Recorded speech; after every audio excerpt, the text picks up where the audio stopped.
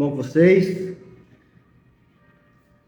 Vamos começar aqui hoje, dia 20 de junho, dar continuidade ao nosso devocional com o plano de leitura bíblica da Igreja Terrila de Taubaté. Então, quem estava acompanhando pelo Spotify até o dia 2 de maio, depois eu fiz o dia 29 e dia 30 de maio no Spotify e até mesmo para vocês aqui do meu Instagram.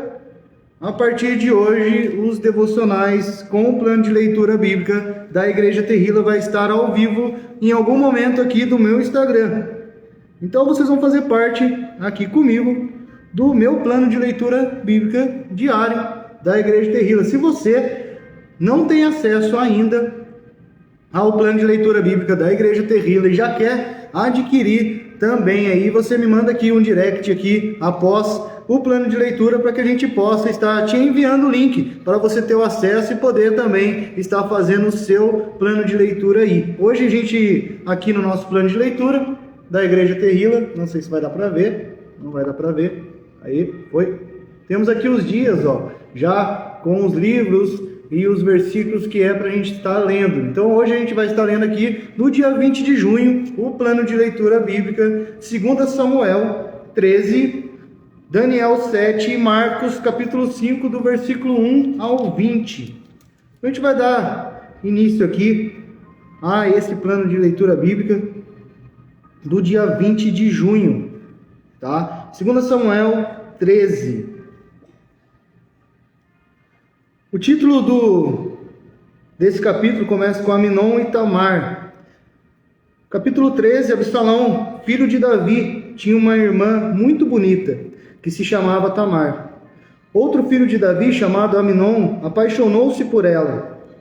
Ele estava tão apaixonado que até ficou doente. Amnon pensava que era impossível possuir a sua meia-irmã.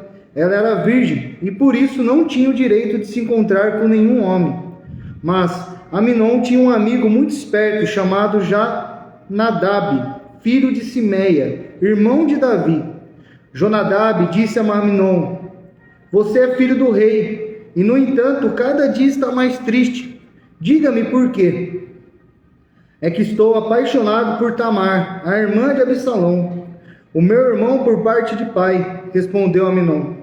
Então Jonadab disse: "Finja que está doente e vá se deitar. Quando seu pai vier, diga a ele: por favor, deixe que a minha irmã Tamar venha me dar de comer.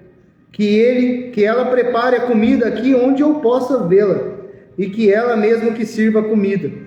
E Amnon se deitou e fingiu que estava doente.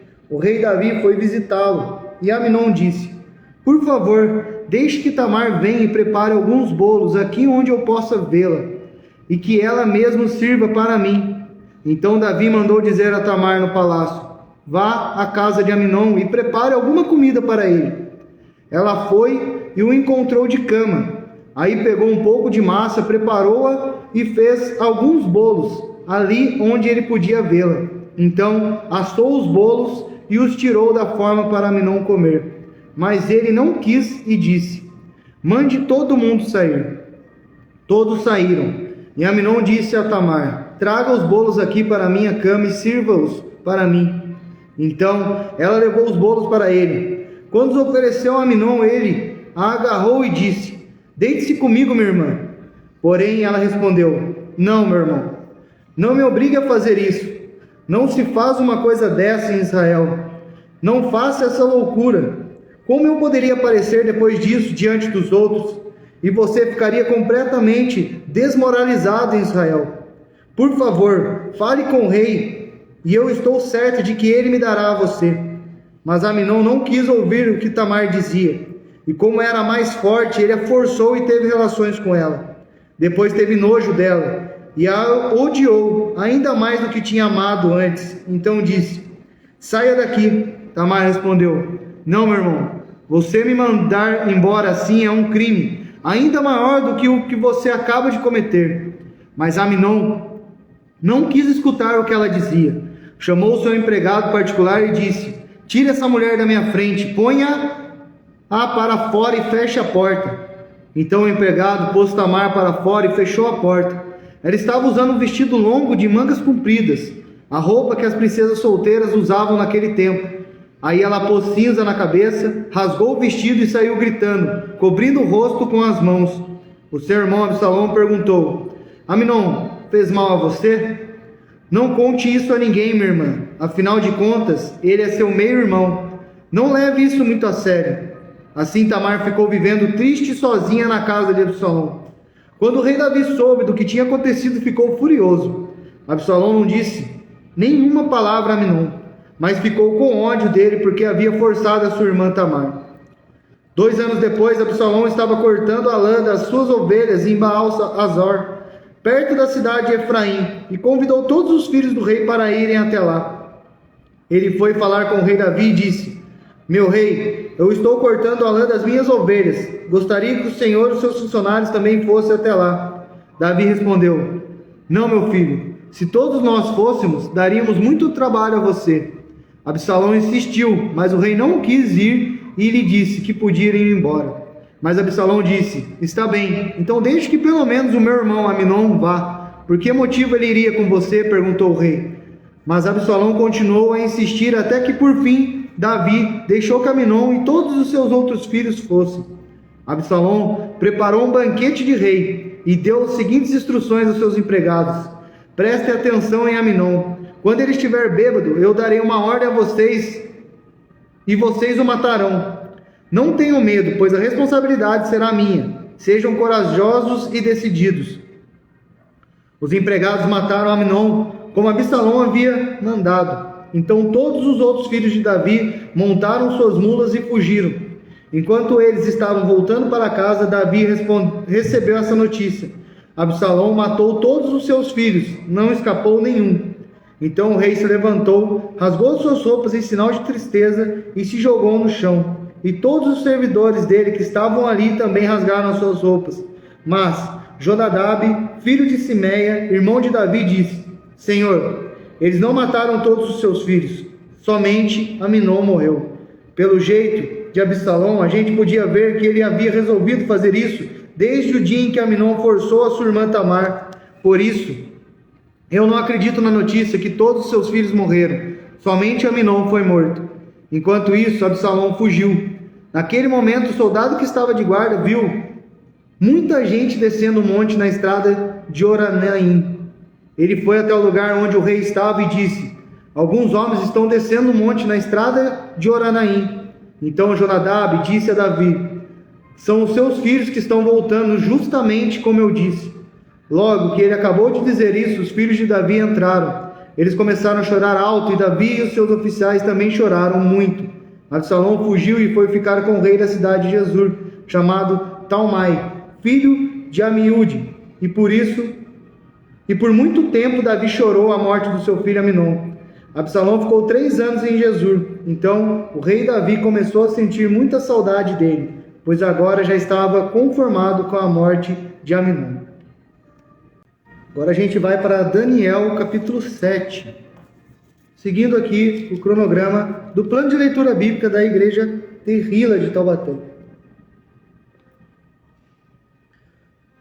Daniel capítulo 7, a visão dos 4 monstros.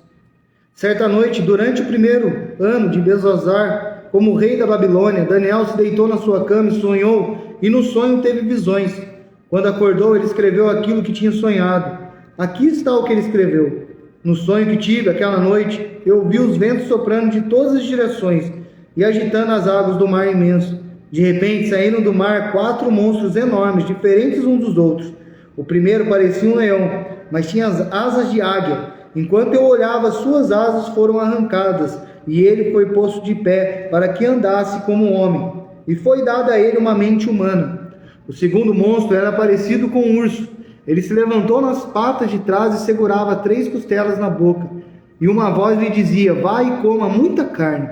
Depois viu o terceiro monstro, e este era parecido com um leopardo. Ele tinha 4 cabeças nas costas, tinha 4 asas, como asas de ave.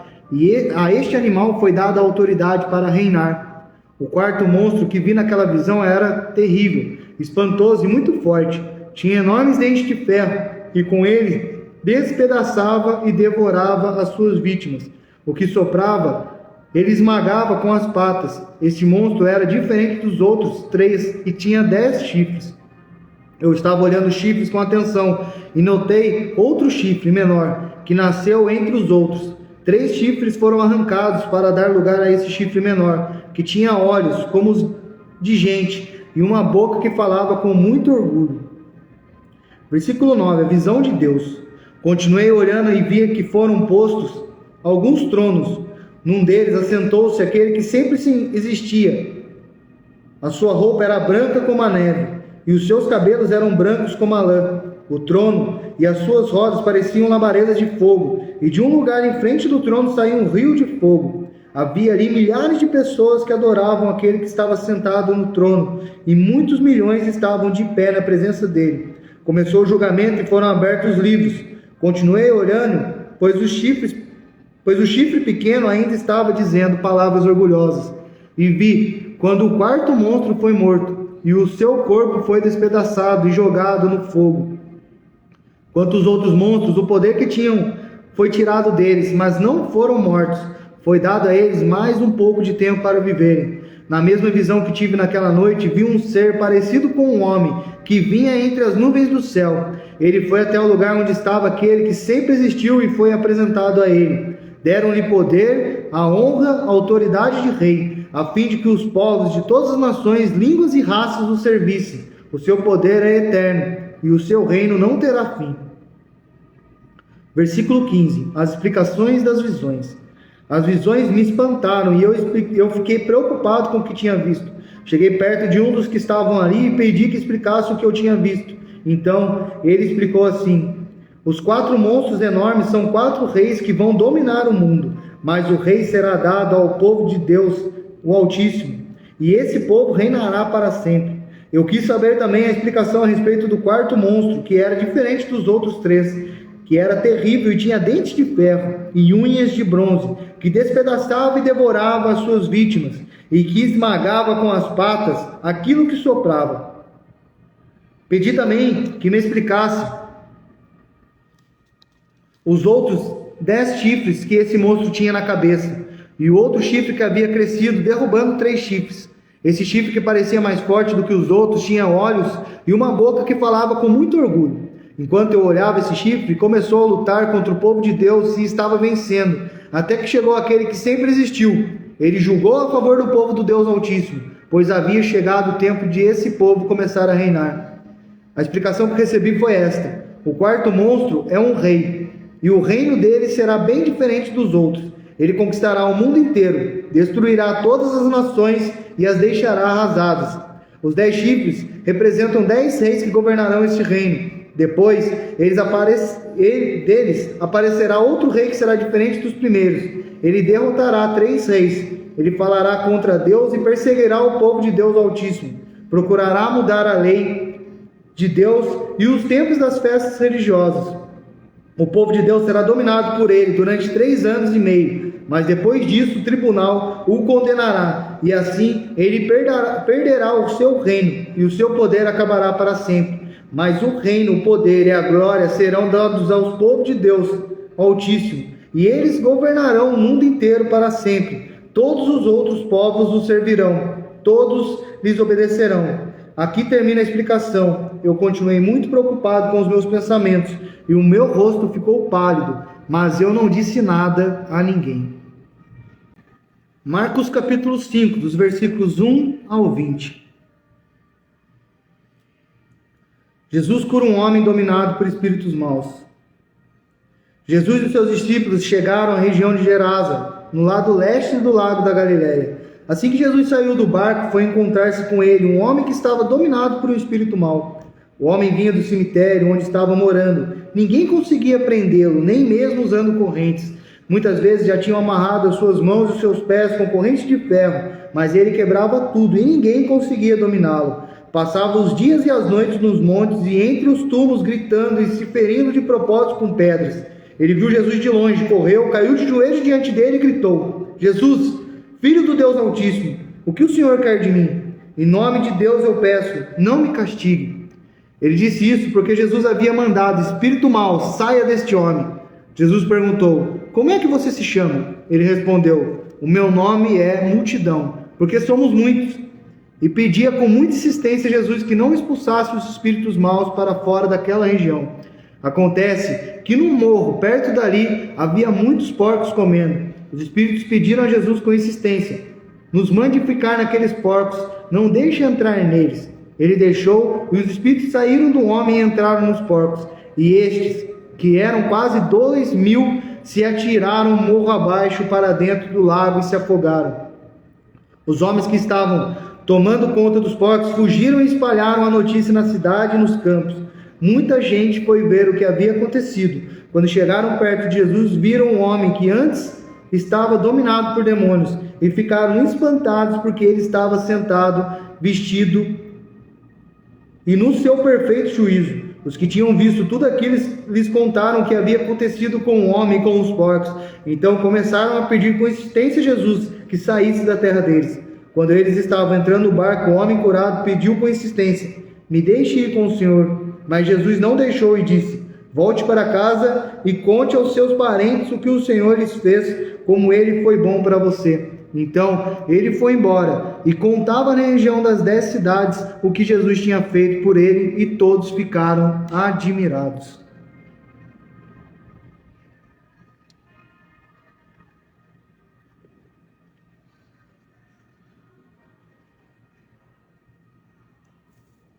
E hoje, galera, no dia 20, no plano de leitura bíblica, a gente leu 2 Samuel 13, Daniel 7, Marcos 5, do versículos 1 ao 20. E eu te convido a já adquirir também o seu plano de leitura bíblica, ou nos acompanhar aqui todos os dias, em algum momento desse Instagram, em uma live, estaremos dando continuidade ao plano de leitura bíblica.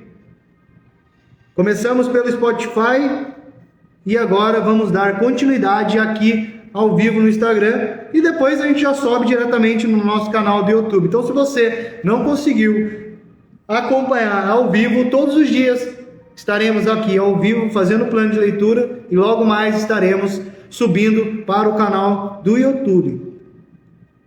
Te convido porque são apenas de 15 a 20 minutos de leitura da palavra. E eu peço a Deus que Ele possa, após as leituras, fazer a gente meditar no que a gente leu durante o resto do dia. Então, se você quer, e já escutou, né? Porque a própria palavra de Deus, ela fala que a fé vem pelo ouvir também a palavra. Então, se você não está lendo, né? Entra aqui todos os dias com a gente para acompanhar essa leitura. E essa leitura em voz alta, né? No caso, que eu vejo a diferença de você estar lendo só com sua mente e também você lendo em voz alta. E eu te convido mesmo a estar com a gente todos os dias aqui, em algum momento, em algum horário, para que você possa também estar acompanhando esse plano de leitura bíblica. Que Deus possa te abençoar, que Ele possa estar fazendo você meditar nas palavras que a gente vai estar lendo aqui, a partir de hoje, no Instagram, e que você possa ser encontrado em algum momento por alguma palavra, por algo específico de Deus na sua vida. Deus te abençoe, até amanhã, beijão.